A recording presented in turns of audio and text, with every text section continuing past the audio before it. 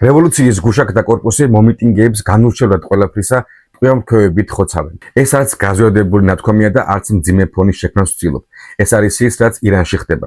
ირანის მეზობელი სახელმწიფოები მოუწოდებენ ამერიკას, რომ არ ჩაერიოს და იცით რატომ ხდება ეს? თუ კი ამ ვიდეოს უყურებ, ძალიან მნიშვნელოვანი იქნება ჩემთვის, თუ კი ამ არხს გამოიწერ, ამ ვიდეოს მოიწონებ და შენს აზრს კომენტარის სახით დაინფიქსირებ. ყველა ის ქვეყანა, რომელიც თავს იკავებს და ეწინააღმდეგება ამერიკის თავდასხმას ირანზე, აქვთ ერთი ფილოსოფია და ხედვა, რომ მათთვის ადამიანი მთავარი ღირებულება არ არის. მათაც იციან, რომ ირანში სასაკლაო მოაწყო ამ რადიკალმა აიათოლებმა, მაგრამ მათთვის ეს რაიმე საგანგაშო არ არის. აი, დასავლური სამყაროსთვის კი ეს ტრაგედიაზე მეტიცაა. დასავლურ სამყაროში პოლიციის მიერ გადამეტებულად გამოყენებული ძალაც კი პროტესტის საფუძველი და ზოგიერთ შემთხვევაში მინისტრთა კაბინეტის დაშლის საბაბიც კი ხდება. ეს არის მთავარი განსხვავება დასავლეთსა და აღმოსავლეთს შორის. მოსწონს ეს ვინმეს თუ არა. როგორც ამბობენ, ირანელ ხალხს სურს მონარქიის აღდგენა. როგორ ფიქრობთ, შესძლებენ ამას? და კიდევ ერთი კითხვა.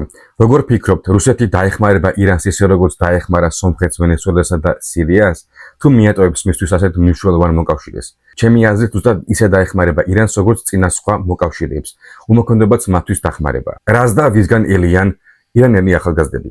მონარქია მათი არჩევანი თუ უბრალოდ ისლამისგან დამოუკიდებელი და დემოკრატიული სახელმწიფოს შექმნა უნდათ? ტრამპი როდის იმოქმედებს, ან საერთოდ იმოქმედებს თუ არა და რა საშუალებას გამოიყენებს იგი? მოდით ვპასუხოთ ამ კითხვებს. ირანის მოკავშირეს რუსეთს, როცა დასჭირდა დახმარება უკრაინის ფრონტზე, ირანმა დაიწყო 10,000-ობით დრონის მიწოდება. თუმცა ახლა, როცა ირანი ალბათ ყველაზე მძიმე კრიზისშია, რუსეთი დუმილს ინარჩუნებს. რუსეთისგან ეს სიახლე არ არის. ცივილიზებულმა სამყარომ იცის, რომ როცა რუსეთს უჭირს, პუტინი ყოველთვის თვლემს. ირანმა წინა წელსაც იგრძნო რუსეთის მხრიდან სრული იგნორი და წელს კიდევ ერთხელ გრძნობს ამ ყველაფერს. რუსული ჰაერსაწინააღმდეგო სისტემები არც ვენესუელას გამოადგა და არც ირანს.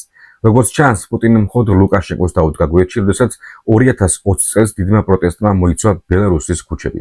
ირანიც სულ მცირე იგივე მხარდაჭერას ელოდა, თუმცა როგორც ჩანს, უკრაინაში გაჭედილმა პუტინმა ყველა მეგობარიც დაკარგა და უკრაინას ვერ დაიპყრო. ირანში მიმდინარე პროტესტის მასშტაბურობა იქიდანაც ჩანს, რომ ხალხი ქალაქებს იკავებს და მძიმე დარბევების მიუხედავად, ხალხი მაინც გამოდის და დიადი მიზნისთვის აგრძელებს ბრძოლას, თავისუფლებისთვის. რეჟიმი აცხადებს, რომ ყველაფერს აკონტროლებს, თუმცა ის, ვინც ყველაფერს აკონტროლებს, ხალხს არ კლავს. გარდა ამისა, გაჩნდა ცნობები, რომ აიათოლა ეძებს გზებს თუ როგორ შეუძლია ირანის დატოვება საჭიროების შემთხვევაში. სხვათა შორის, პროტესტის შესაძლო გამარჯვების იმედი აქვს გერმანიის კანცლერს, ფრიდრიხ მერცს და მისი სიტყვები, რომ ირანის რეჟიმს დღეები აქვს დარჩენილი, ვფიქრობ, ბევრს ნიშნავს. მსგავსი ლიდერები მსგავს საკითხებზე არ აკეთებენ მკვეთ განცხადებებს და რადგან მერცმა საჭირო ჩათვალა ეს ეთქვა, ვფიქრობ, ნამდვილად რეალური ხდება პროტესტის წარმატება. იმის ფონზე, რომ მთელი ქვეყანა მოიცვა პროტესტმა და ირანის ქუჩების უმეტესობა ცეცხლის ალშია გახვეული, მონარქიის აღდგენის შესაძლებლობაზე ფიქრი უფრო და უფრო რეალური ხდება. ის, რაც აქამდე წარმოუდგენლად ჟღერდა, ახლა საკმაოდ რეალურად ჟღერს. ირანის ეკონომიკურმა სიდუხჭირემ, სანქციებმა და ფაქტობრივად სრულმა იზოლაციამ გააჩინა მონარქიის მიმართ ხელახალი სიმპათიები, როგორც 1979 წლის რევოლუციამდე იყო. ირანისა და მსოფლიოს ქუჩებში, იქ სადაც ირანის მეამბოხეებს სოლიდარობას უცხადებენ, დაინახავთ ირანის ძველ დროშას, ლომისა და მზის სიმბოლიკას. ამ დემონსტრაციების ფონზე ხშირად მიმართავს ირანელ ხალხს ირანის მეფის მემკვიდრე და შესაძლოა ირანის მომავალი მმართველი რეზა ფეხლევი. იყო დრო, როდესაც დედამიწის ბევრ ქვეყანაში მონარქიები იყო. ზოგიერთი იმპერიის ქოლგის ქვეშ იყო, ზოგი კი დამოუკიდებლად. წინა საუკუნეში ფაქტობრივად გაქრა მონარქია, რამდენიმე ქვეყნის გამოკლებით, დაახლოებით 40 ქვეყანაში კვლავ მონარქია, უმეტესად სიმბოლურად და მონარქიების ადგილი რესპუბლიკებმა დაიკავეს. ესპანეთში მონარქიის აღდგენა საჭირო იყო სტაბილური გარემოს შექმნისთვისა და დემოკრატიული მმართველობით სქემაზე გადასასვლელად. ასევე ბულგარეთშიც ამ მიზნით გამოიყენეს მონარქიის აღდგენა, თუმცა სამეფო ოჯახმა გადაწყვიტა რესპუბლიკის წესებისთვის აეწყო ნაბიჯი და არჩევნებში მიიღეს მონაწილეობა. რეზა ფეხლევის მიზანი სწორედ ეს არის, დამოუკიდებელი დემოკრატიული და არჩეული სახელმწიფოს შექმნა. ის აცხადებს, რომ მზად არის გადაიბაროს მართვის სადავეები და ჩაუდგეს ქვეყანას სათავეში, თუნდაც გარდამავალ პერიოდში მხოლოდ. ირანში ბევრისთვის მონარქიის აღდგენა დაკავშირებულია იმ პერიოდთან, რომელიც რევოლუციამდე იყო. ხალხმა დაკარგა თავისუფლება, ქალებმა უფლებები, თუმცა არც კაცებისთვის იყო ან არის მარტივად საქმე. მონარქიის აღდგენა მათთვის მოგონებების გაგვიძებას და სიამაყეს ნიშნავს, რაც მაშინ იყო. ამავდროულად, ზოგისთვის მონარქიის აღდგენა დაკავშირებულია ავტორიტარიზმთან და ნეპოტიზმთან. უნდა ითქვას, რომ დემოკრატიული მმართველობის შემდეგ ირანელმა ხალხმა დიდმა ნაწილმა მაინც დააფასა ის, რაც მანამდე ჰქონდათ. შეიძლება მაშინაც არ ჰქონდათ დახენილი ცხოვრება, თუმცა ახლა რაც ირანში ხდება, არასდროს მომხდარა. ირანს დიდი ისტორია აქვს, უზარმაზარი წარმატებითა და მარცხებით. მე-19 საუკუნეში ირანის ძალაუფლება იწყებს კლებას და მის ადგილს იკავებს რუსეთი და ევროპა. ამ პერიოდში არსებობას იწყებს ირანული ნაციონალიზმი. რეზა შაჰ ფეჰლევი მეფის ერთ-ერთი მთავარსარდალი იყო, რომელმაც ხელში ჩაიგდო ირანის მართვისადავეები. სწორედ ამ კაცის შვილიშვილია რეზა ფეჰლევი, რომელიც ახლა იმზადება ირანის სამართავად. ირანის ამ დინასტიის მიზანი იყო ირანის გათანამედროვება, ინფრასტრუქტურის განვითარება, განათლების რეფორმა და ქვეყნის პროგრესი.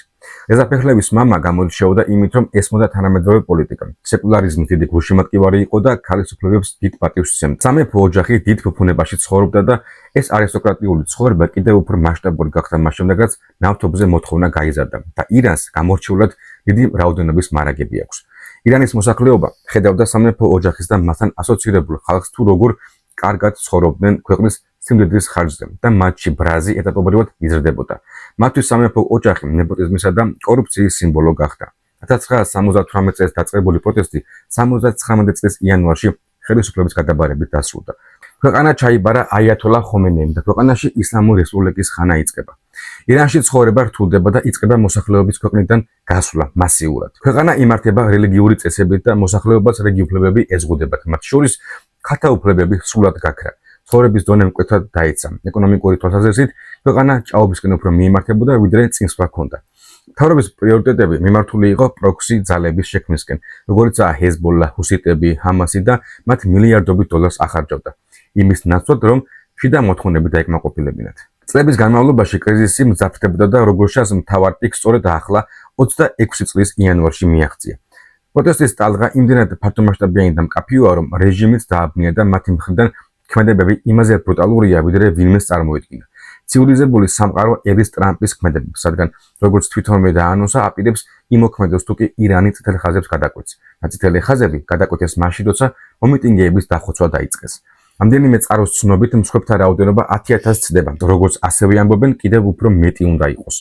კატასტროფა ამ ყველაფრის გააზრება. ირანის ისლამური რესპუბლიკა თავისავე მოქალაქეებს ასე სასტიკად უსწორდება.